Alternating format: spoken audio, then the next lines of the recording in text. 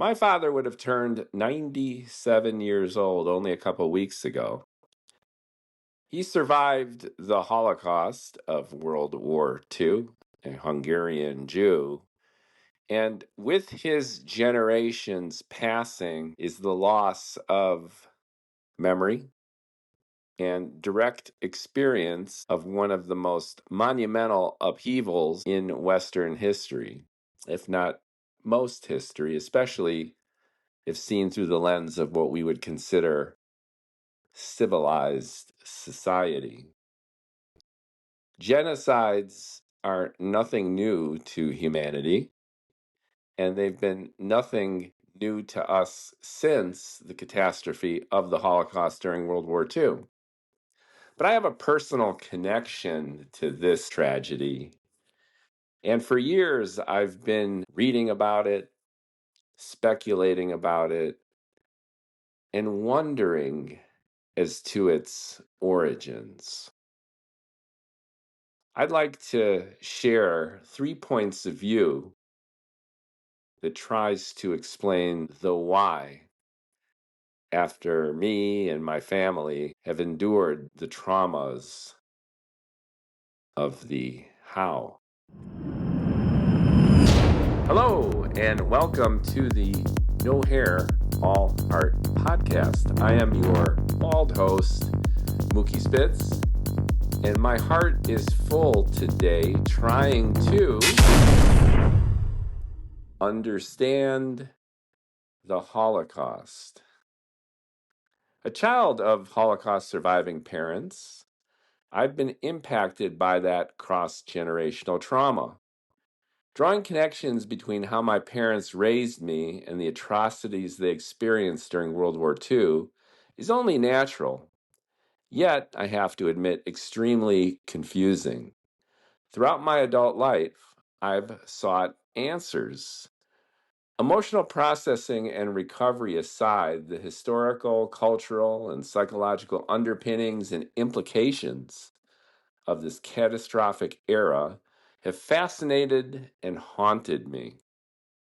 Why did the perpetrators do what they did? How can genocide be rationally understood? Can the guilty be forgiven?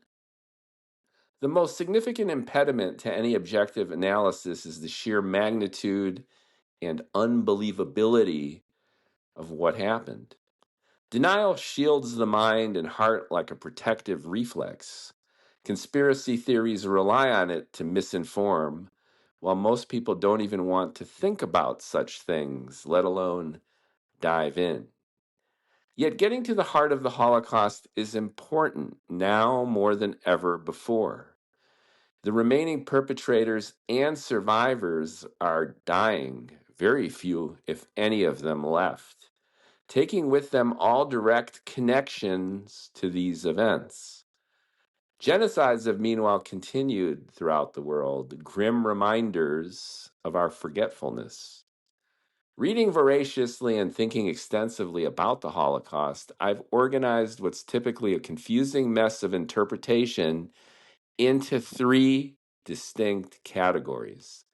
I focus on the motivating factors of those who actively participated in any relevant societal context in which they did so. To help me illustrate these drivers, I found and cite 3 noteworthy books by authoritative experts having widely divergent opinions. These motivational factors nonetheless fall across a spectrum from what could be construed as random circumstance to personal culpability. The simple distribution alone seems illuminating. I haven't seen this simple and direct analysis anywhere else, and share it here to stimulate your own thoughts and encourage an ongoing dialogue. The goal isn't to blame the perpetrators or extol the victims, but to understand and thereby hopefully recognize early patterns and warning signs of the trouble to come. Let's take a look. What I'm calling Holocaust trigger Sample A, or perspective A, is circumstance. Christopher R. Browning, professor at the University of North Carolina, Chapel Hill, revolutionized Holocaust scholarship back in his 1992 book, Ordinary Men. True to the title, Browning revealed how everyday German police battalions were involved in, air quotes, special operations against Jews in Poland. Defying the traditional image of zealously fanatical, specially trained, and heavily armed SS doing all, if not most, of the killing, in contrast, civilian police officers rolled into villages throughout Poland on bicycles, carrying rifles, sometimes even just pistols, and were asked and then acquiesced to systematically murdering men, women, and children. These cops, wearing strange, bright green uniforms, were middle-aged and older men deemed unfit for military service and had limited to no political or ideological predispositions. One day they were policing occupied Poland. The next they were going on air quote Jew hunts and shooting babies in their cribs. Browning's essential point is that genocide was largely perpetrated by ordinary people thrust into the exceptional cauldron of history. Did they kill because they hated Jews? No, according to Browning. They killed because killing Jews was asked of them, was pragmatically expedient, was their duty on that given day. To prove his thesis, Browning shared firsthand accounts of men put into this position who expressed internal conflict regarding the killing. They described the shock of their initial exposure, the process of acclimating to the brutality, and a few who tried but couldn't continue in conscience. Conversely, Browning also shared their motivation for participating in genocide. Aside from what can be considered peer pressure, many of the men felt that doing a good job of killing Jews in Poland would land them good jobs after the war back in Germany, with their retirement assured. Check, check, check, check. Conversely, Browning also shared their motivation for participating in genocide. Aside from what can be considered peer pressure, many of the men felt that doing a good job of killing Jews in Poland would land them good jobs after the war back in Germany, with their retirement pensions assured. Although such motivations seem crass and disproportionate to their murderous actions, these men were seen by Browning through the lens of their era and their ironic circumstance of being unfit for military service. If ordinary men could kill, then imagine those who are ideologically motivated. This book is fascinating. And even if you remove any of the criticism that followed it or any of the interpretation of what's in the book as far as motivation goes, this is really an untold and fascinating aspect of the Holocaust. I was particularly moved by their appearance. Visualize, again, men in their mid to late 40s, even 50s. They were deemed unfit to join the Wehrmacht, the regular army, but were drafted to serve essentially as security, behind the lines security for the German occupation of Poland. They were put into brigades, and they didn't have much materiel either. They had their odd green uniforms. Oftentimes, they didn't even have vehicles. As Browning describes, they were on bicycles with inferior weapons. And literally, this is what happened. Their commanders were issued an order that a particular Jewish village would be liquidated, and by that they meant explicitly that the women and children would be murdered and the men rounded up for forced labor, eventually also to be killed. They went to these villages on their bicycles, rolled in on their bicycles, oftentimes with their rifles strung over their backs, and went house to house, and in some cases, hut to hut, killed the women and children, and grabbed the men, rounded them up, and shipped them off to labor camps. The idea that non-military personnel, not just SS or SD, not even the Wehrmacht, but these police battalions would be directly involved, not only in the logistics of the Holocaust, but the implementation of the killing itself, was unknown. And you probably, listening to this, have never even thought or heard of this aspect of the Holocaust. And the reason that Browning was so fascinated by this is that, as I mentioned, the moral implications and what we would consider the rationale for committing genocide was put into a unique perspective. For an SS guy or for some of the special operations units in Russia to machine gun men, women, and children into ditches doesn't raise eyebrows because they ostensibly were the Übermensch of the Reich, and killing Jews became national policy.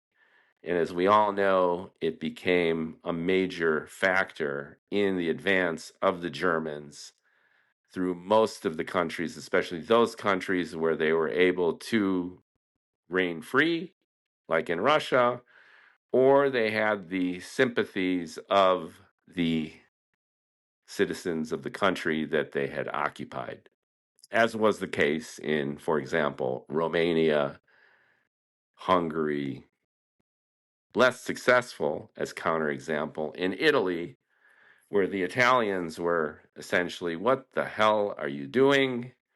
This is absurd.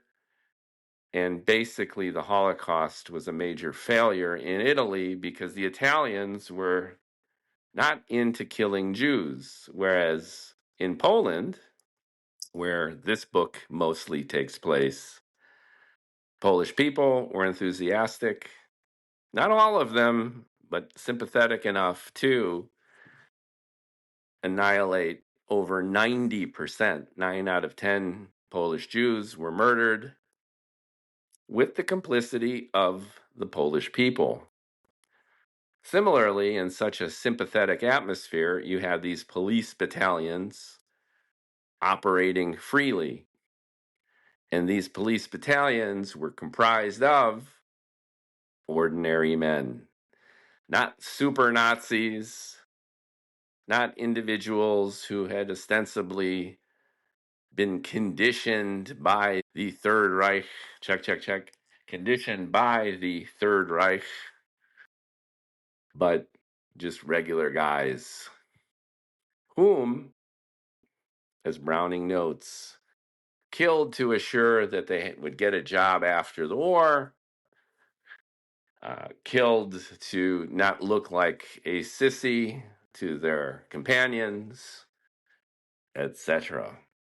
So the conclusion that Browning makes by extrapolation is that most of the motivation and attitude surrounding the Holocaust on the part of Germans, and by extension on the part of most of those participating, was entirely pragmatic and oftentimes subject to a certain amount of resistance. This point of view and his book led to Holocaust Trigger B. We're moving from circumstance to ideology. Enter Daniel Jonah Goldhagen, associate professor at Harvard, who was triggered to hell by Browning's book and its assertion that perpetrators were motivated by mere circumstance.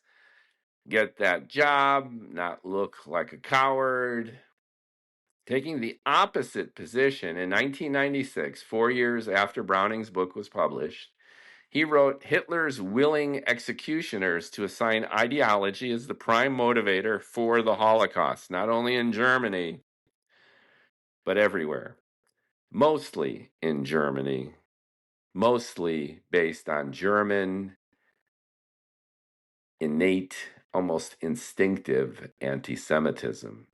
Incensed by the claim that the Holocaust was conducted by otherwise good people coerced into killing due to practical expediency, Goldhagen recounted the history of German anti Semitism and tried to prove cultural hatred of the Jews had the final solution built into its ideology all along. This is the critical and key element of Goldhagen's hypothesis.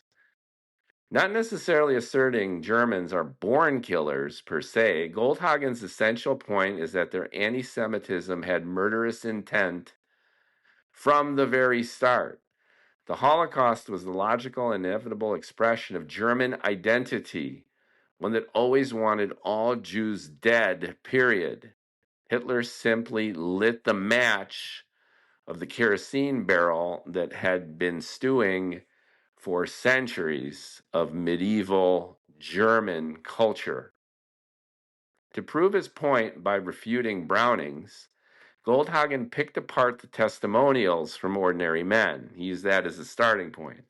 He exposed their underlying anti Semitism, emphasized that most had no qualms about serial killing, and showed that those who quit were rare and unsympathetic to the victims.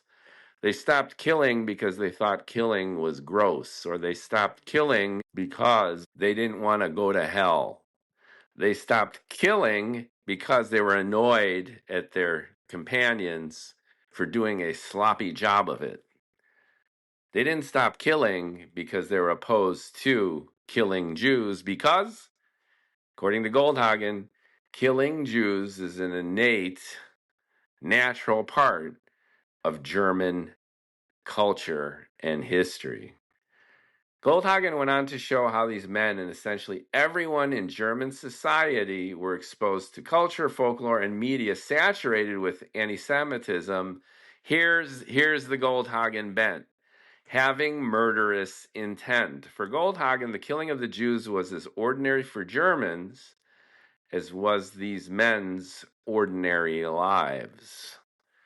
So Browning focused on ordinary men, and for Goldhagen, ordinary men had ordinary anti-Semitism with everyday routine genocide baked right into it from the ground up. Now, a majority of Holocaust scholars have since contested Goldhagen's thesis that German anti-Semitism was always synonymous with genocide. Calling out his sources is insufficient for such seemingly radical conclusions that the Germans were hell-bent on killing Jews from the start, and his specific examples as cherry-picked. Both his criticism of the Browning book and his specific examples of German history driving toward the inevitability of mass murder. Endemic anti-Semitism, okay, yes, actually pretty obvious. But the drive toward mass murder of the Jews that they ostensibly hated, no. Now, personally, I consider Browning and Goldhagen on two extremes, begging the question of the numerous factors that did or did not motivate individual human beings to participate in such atrocities. Surely some were driven by a fanatical ideology, others by pragmatic expedience, and most, if not all people, a combination of the two. People are, after all, people. I also feel that Goldhagen had such a visceral reaction to Browning because he felt that downplaying the Holocaust or genocide merely as a circumstantial situation made it ad hoc and almost random. It took out the intentionality.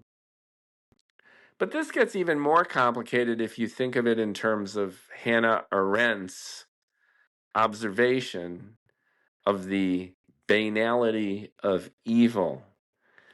When she wrote about the apprehension of Adolf Eichmann by the Mossad after the war and his trial, she coined the term banality of evil to describe Eichmann in particular and the Germans and everyone who perpetrated these acts in general as banal.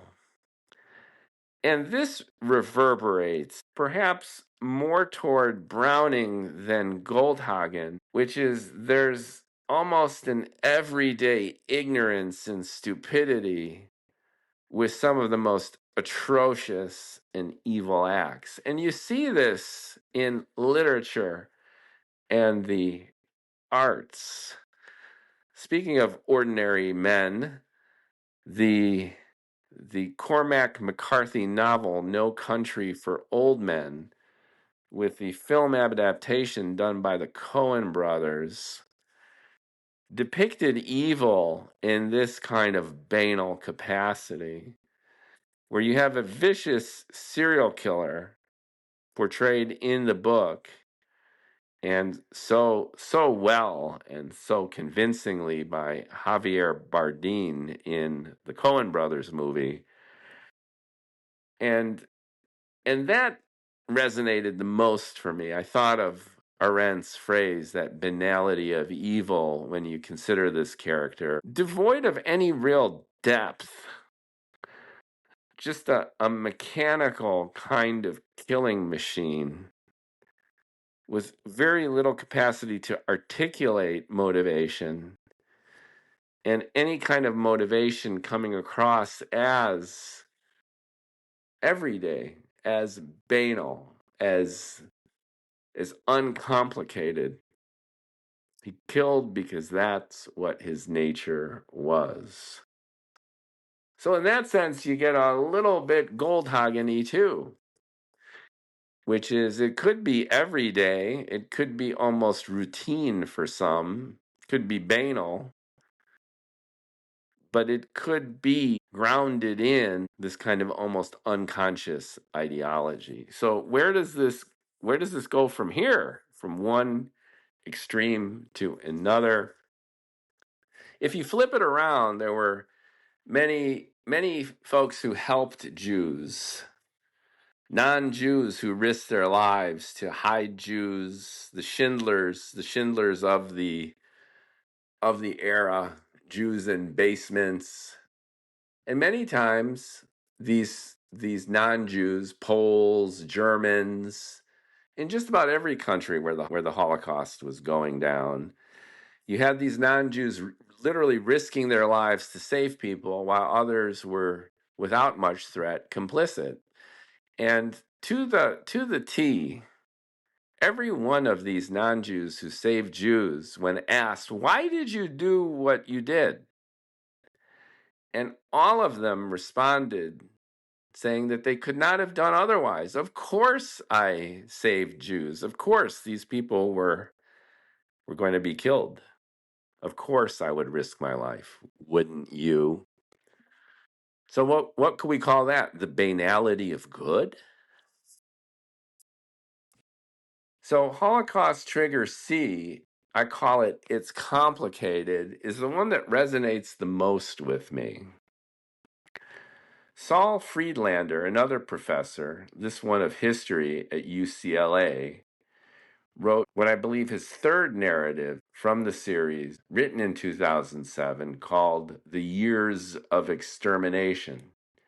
Within this big book, he cited both Browning and Goldhagen as counterexamples to a more balanced and holistic approach to this tough topic. Rather than choosing a singular underlying motivating force and drawing all conclusions from it, Friedlander examines multiple complex and interwoven factors that motivated Germany and its people to ignore, enable, participate in, and in some instances actively resist the Holocaust. After reading Browning and Goldhagen, Friedlander's approach seems more comprehensive and nuanced. Acknowledging that both pragmatic and ideological forces were at play, he uses a combination of historical narrative, testimonial accounts, and documents to substantiate his own point of view. Refuting Goldhagen, Friedlander asserts that Hitler himself wasn't planning Jewish extermination until the war was well underway in 1941. Although the mechanisms of mass murder were already activated in the 30s against the handicapped, the final solution, as it rolled out, was, as you can say, a work in progress. When the commands to kill were mandated, the killing began in earnest. That historical fact is significant because the Holocaust is then understood as a grim yet entirely state-sponsored policy.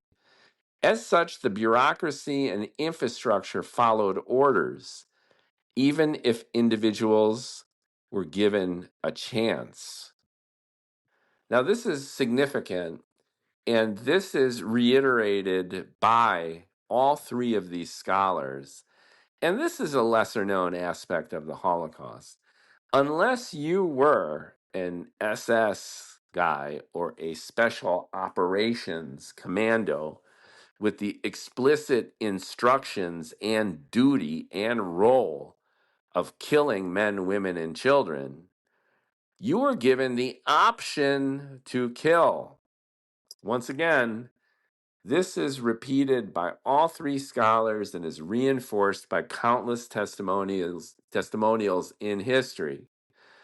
That notion that a typical German was forced to kill or be complicit is historically erroneous.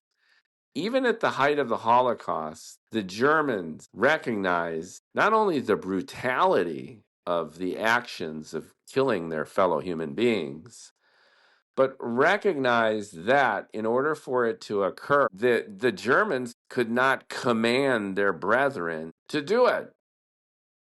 Everyone who took active part in genocide did it voluntarily.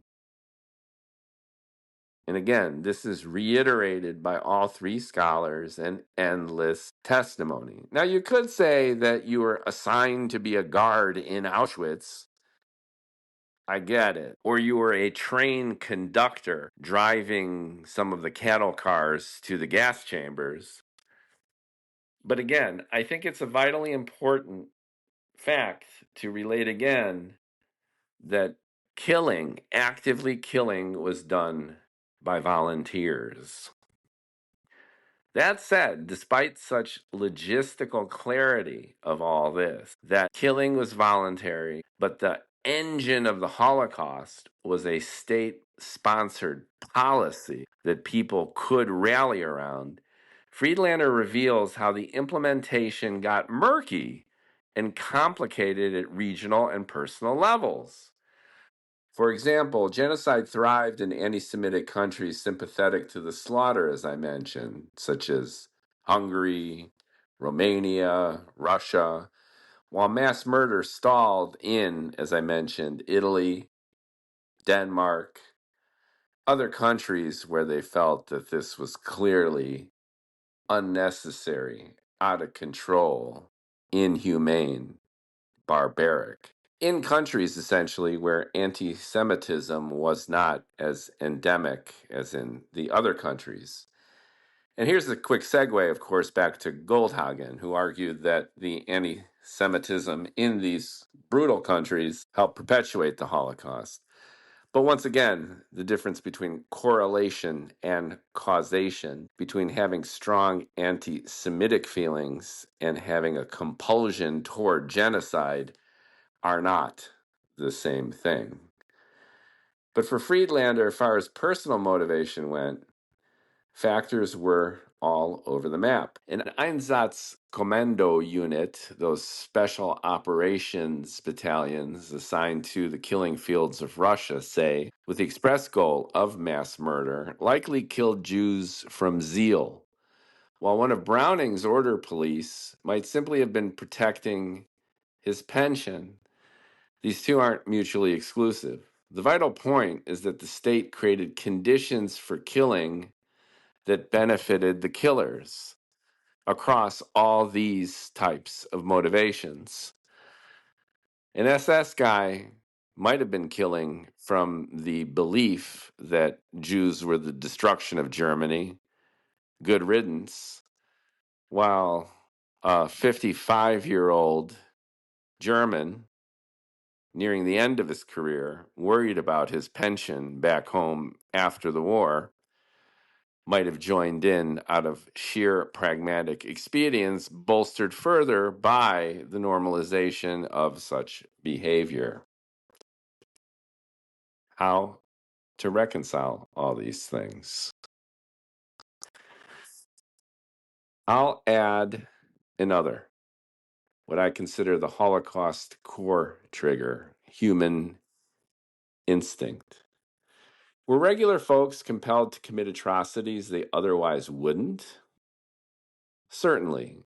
Was anti-Semitism endemic, and did it fuel the power of the death camps? Of course. But we shouldn't peer at history through one myopic lens and instead embrace human behavior as complex and, of course, linked to circumstances. Nature, nurture, instinct, society, ideology, history, culture, super complicated. Now, I'm a Friedlander fan. His broad and detailed analysis makes the most sense to me. But with this added twist, stepping back and examining similarly dire cultural and personal events past and present reveals regrettable behaviors reflective of all humanity, not only between the Germans and the Jews. And I think that this is a key point. It often gets lost in the inevitable tribalism that we all share. We are members of a tribe, a religion, a culture, and this implicitly and explicitly gives us our own biases, our own filters through which we view the entire world, and especially the history, the fate of our own people. An observer and escapee of the Holocaust, Sigmund Freud postulated the thanatos, or death instinct, as a way to explain humanity's enthusiastic predilection for self-destruction.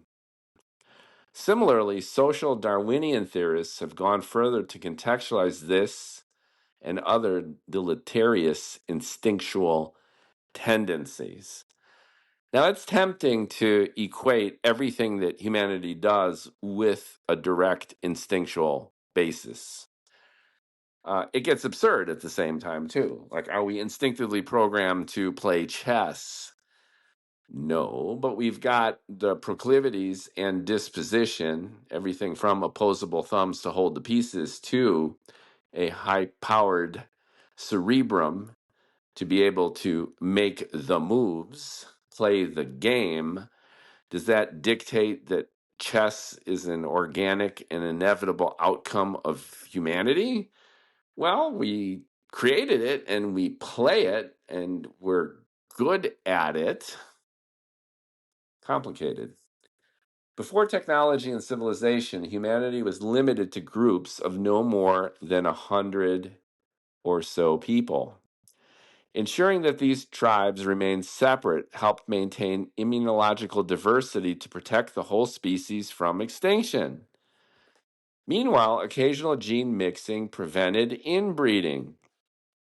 Instincts that have evolved to accomplish these goals are part of genetic drift, a theory that fear and hatred of, with simultaneous sexual attraction to strangers, on the one hand protects us from disease, maximizes local resources, and keeps our DNA refreshed. Some believe that genocide is similarly programmed into us. We're biologically engineered to procreate, that's for sure, but maybe also decimate.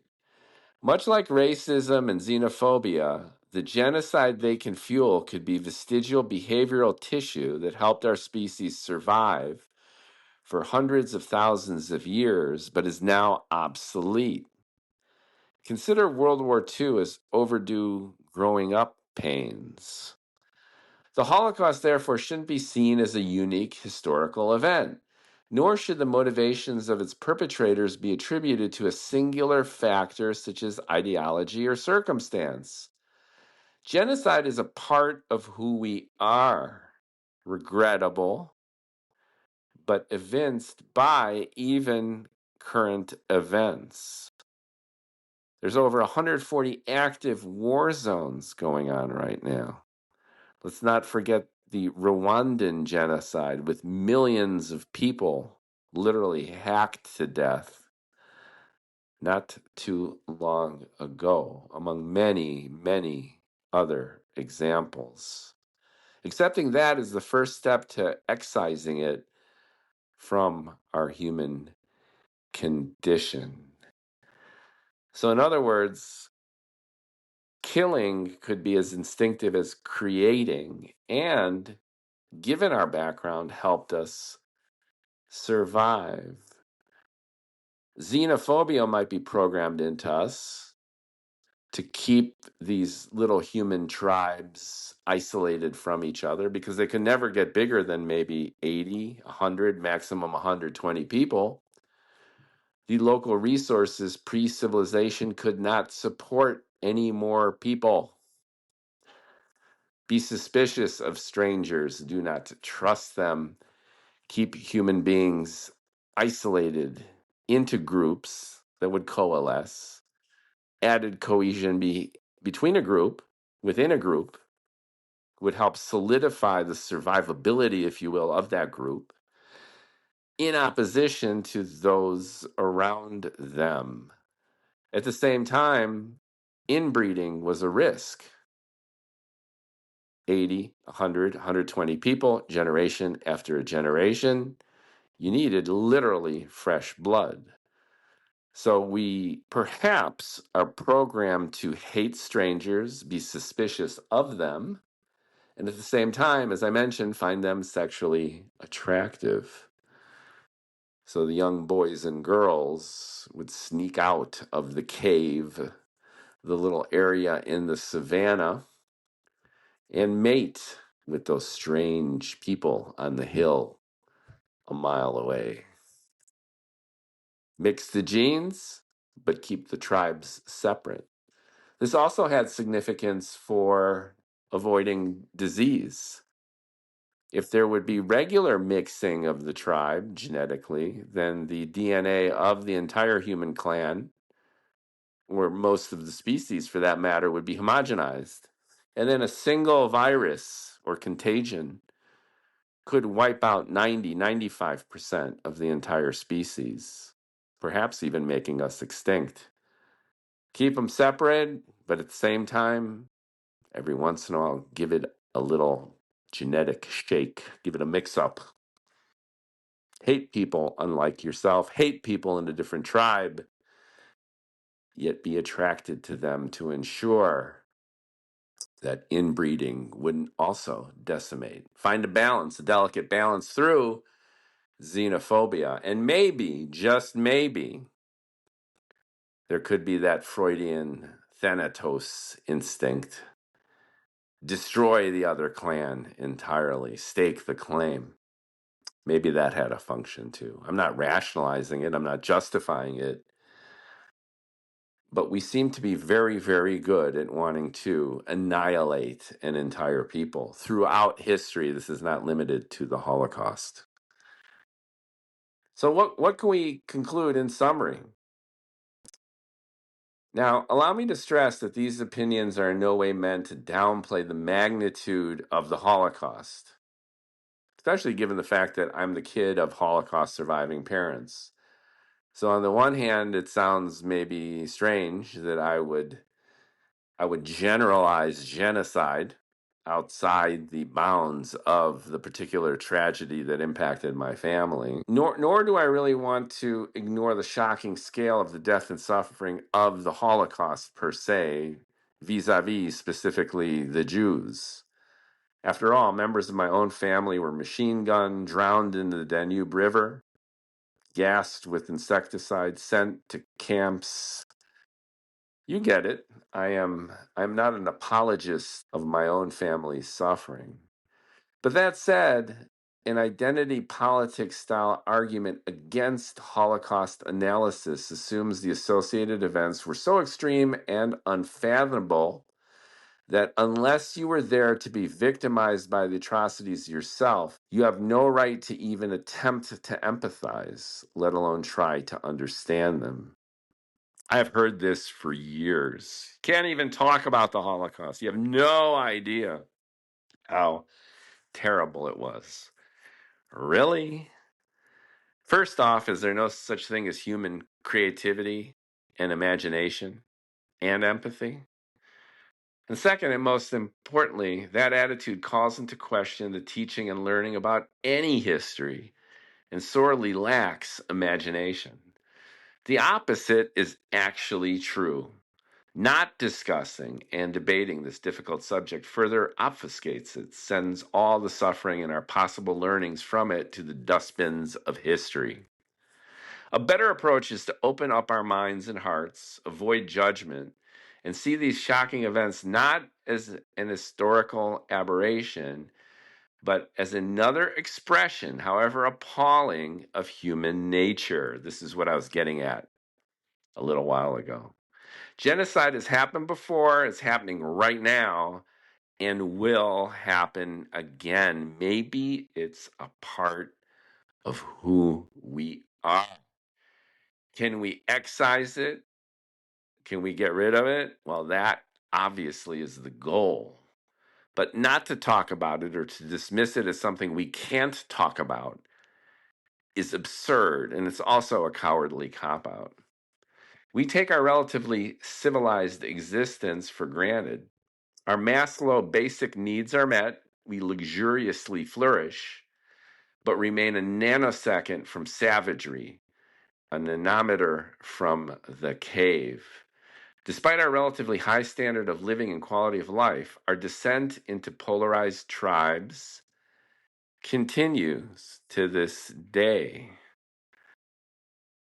There's something called the 2 weeks that I'm fascinated by, and I wrote a little story, and I'm going to relate this as well in a future podcast. But time and time again, eyewitness testimonials, scholars describe a fortnight, about 14, 15 days for a person to go from the height of civilized society and behavior to the depths of savagery. And it was related by everyone from the Sonderkommando, the Jews who were recruited forcibly to empty the gas chambers of the dead, to soldiers in war zones. It takes about 15 days to recondition a human being from the banalities of everyday society. You say hi when you see people. You say please if you want something. You walk down the street feeling relatively safe and secure. You have food on the table. You go to work. You behave yourself. 15 days from this reality that all of us are familiar with as the quotidian of our existence, transforming into necklaces made of human ears, impaled heads on stakes, and emptying gas chambers of the dead. We are not far from savagery. We are not far from the depths of human depravity. None of us, not a single one of us. A cynical Jewish friend of mine was asked in college whether or not the concentration camps should be destroyed.